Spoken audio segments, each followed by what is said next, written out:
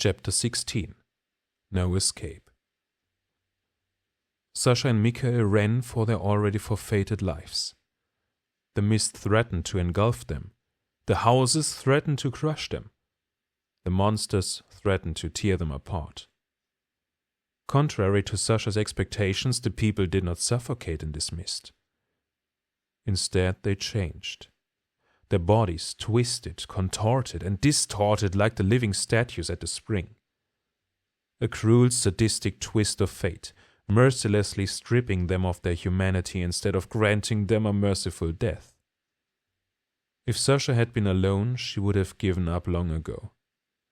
She would have stood still and surrendered to this fate.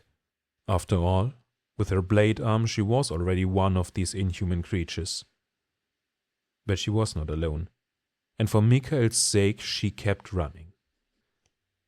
She stayed by his side, letting herself be swept along and guided by the flow of their surroundings.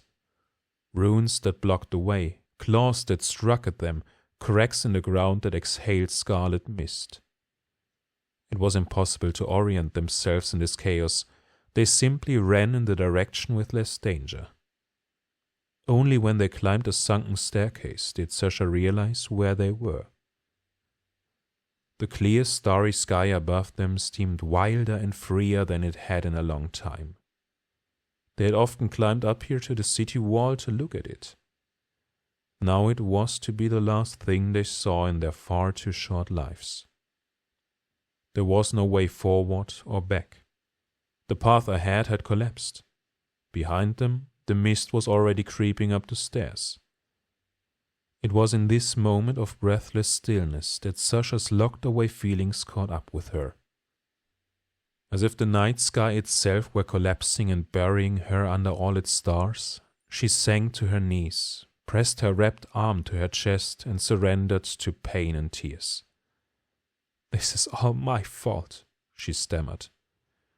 Michael also fell to his knees and held her silently in his arms. "Olga is dead. Oleg is dead." She struggled to form the words. Again and again, violent sobs choked her voice. "And you will too." She didn't dare to say it. Instead, she buried her face, crying, against Michael's chest. He gently stroked her dirty hair. "It's not your fault," he said, lifting his gaze to the sky. "We were cursed from the beginning. It was only a matter of time." "But if I hadn't—" He interrupted her by placing a finger on her lips, and then kissed her tenderly. He helped her to her feet,